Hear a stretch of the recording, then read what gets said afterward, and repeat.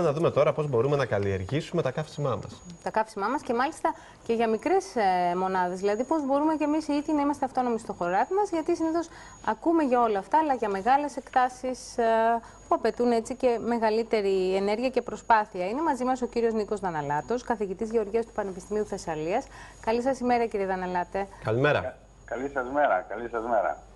Σας βλέπουμε λοιπόν, χαιρόμαστε που είστε μαζί μας από το Πανεπιστήμιο της Θεσσαλίας, που όσες φορές και κάνουμε συνδέσεις, η αλήθεια είναι καλές ειδήσεις, γιατί παρά τις δυσκολίες τις οικονομικές, έτσι έχετε πολλές έρευνες σε εξέλιξη. Και τώρα έχετε να μας πείτε κάποια νέα σχετικά αυτό που είπαμε με την ενέργεια, δηλαδή, με εναλλακτικές μορφές ενέργειας που μπορούν όμως να βοηθήσουν και μικρές μονάδες, έτσι. Ναι, είναι αλήθεια. Όπως ξέρετε πολύ καλά, εδώ και αρκετά χρόνια μιλάμε για τα στερεά καύσιμα και τα οποία μπορούν να χρησιμοποιούν σε διάφορες βαθμίδες, σε διάφορες σκάλες. Όμως αυτή η τελευταία δράση, καλλιεργώ το καύσιμό μου, άρχισε πριν από ένα μήνα, στα πλαίσια και της κρίσης που όλοι ξέρουμε και βλέπουμε και υφιστάμεθα, και της ανόδου του πετρελαίου. Έτσι, δύο εργαστήρια του Πανεπιστημίου ξεκίνησαν αυτή τη δράση, απευθύνονται στους γεωργούς κατά πρώτον, με τον τίτλο «Καλλιεργώ το καύσιμό μου», δηλαδή τι κάνουμε, υποστηρίζουμε ανθρώπους οι οποίοι θέλουν να συμβουλευτούν με το Πανεπιστήμιο, να βάλουν από τα όποια στρέμματα καλλιεργούν ένα μικρό τμήμα, 5-10 στρεμμάτων, όσο θα χρειαζόταν, θα απαιτείται για να βγάλουν βιοκαύσιμο, για να αναπληρώσουν το πετρέλαιο θέρμανσής τους. Ας πούμε, παραδείγματος χάρη, ότι κάποιος, μια αγρικία χρειάζεται 5 τόνους πετρέλαιο. Αυτός ο άνθρωπος, αυτή η αγρικία θα ξοδέψει φέτος με το 1,40 7.000 ευρώ. Θα μπορούσε λοιπόν αυτά όποια στρέμματα έχει, 100, 200, δεν ξέρω τι, 50, να βγάλει τα 7 στρέμματα έξω, να κάνει ένα ενεργειακό φυτό. Δεν σημαίνει ότι πρέπει να είναι απαραίτητα αγκινάρα. Σίγουρα η αγκινάρα είναι ένα πολύ, ας πούμε, οικονομικό φυτό. Μπορεί να κάνει και κάποιο άλλο, εν πάση περιπτώσει. Ας πούμε ότι θα είναι αγκινάρα. Εμείς θα τον υποστηρίξουμε να το καλλιεργήσει, να βγάλει τη βιομάζα, το αντίστοιχο των 5 τόνων πετρελαίου, θα το κάνει μπάλα και μετά ή θα το κάνει φασόν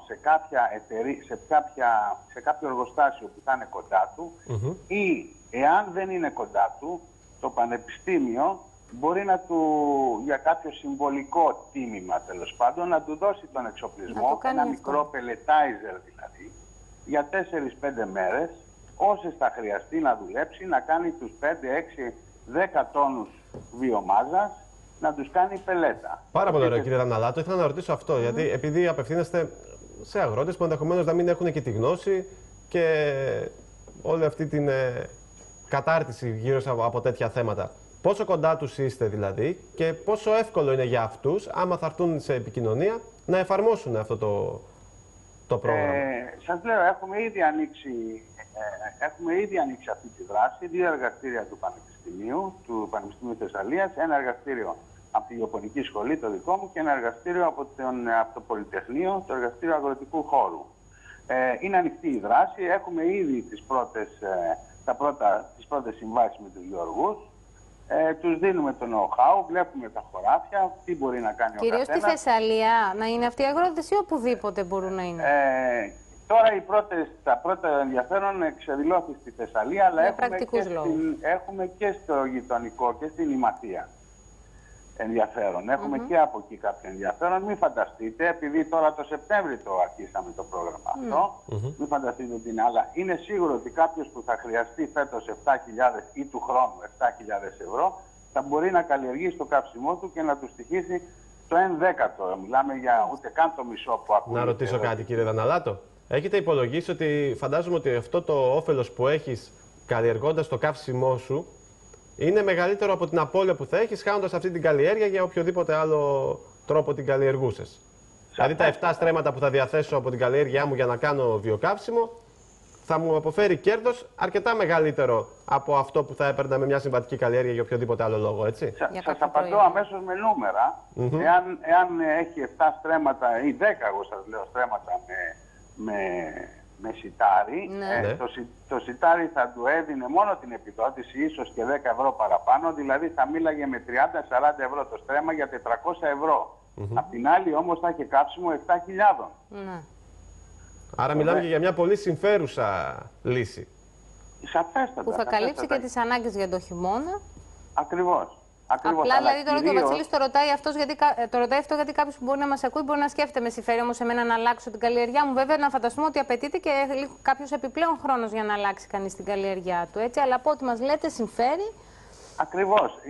Εμείς αυτό που θέλουμε αφενός είναι μια άμεση παρέμβαση στο κοινωνικό σύνολο, αλλά κατά δεύτερο είναι να μπορέσουμε να το βάλουμε αυτό πλέον, να το περάσουμε στον κόσμο, ότι 5-6 άτομα μπορούν να πάρουν ένα μικρό πελετάιζερ της τάξης των 3 και 4.000 ευρώ, καταλάβατε γιατί ποσά μιλάμε, και με αυτό να κάνουν το καύσιμό τους στη βιομάζα τους. Ας μην είναι και καλλιέργεια. Αν έχει ο άλλος κλαδοδέματα ελιάς, ας βάλει να τα κάνει πελέτα. Ακόμη και αυτά, αν έχει σαφώς. άκυρο, καταλάβατε. Καταλάβαμε ότι υπάρχουν εναλλακτικές λύσεις. Πολύ ωραία. Και το Πανεπιστήμιο είναι κοντά λοιπόν σε όσους ενδιαφέρονται. Πολύ καλό. Και να το ξέρετε, θα κάνουμε την άλλη φορά, θα έχουμε και έναν αγρότη ο οποίος έχει δοκιμάσει Εγώ θα το σας συγκεκριμένο πρόγραμμα. Θα σας πρότεινα, επειδή αυτή τη στιγμή υπάρχει καλλιέργεια στο χωράφι, υπάρχει ο πελετάιζερ ο οποίος το κάνει, συγκομίζεται η βιομάζα, Ναι. γίνεται πελέτα και πάει στο χωριό που είναι ο συγκεκριμένος, ας πούμε,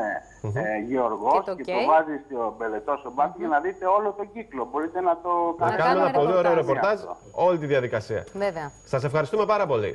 Πριν κλείσετε, μπορώ να πω μια κουβέντα και για τη Λίμνο, σας παρακαλώ. Βεβαίως, Βεβαίως, γιατί την βεβαίως. αγαπάτε τη Λίμνο. Επειδή η Λίμνος είναι η αγαπημένη μου, Όλων μας. δεν υπάρχει καλοκαίρι να μην θέλω τουλάχιστον να προσπαθήσω να πάω στη Λίμνο. Στη Λίμνο, στο βόρειο μέρος της Λίμνου, στο τέος Δήμο Ατσικής, υπάρχουν τα φραγκοκέφαλα. Αυτά λίγοι τα ξέρουν.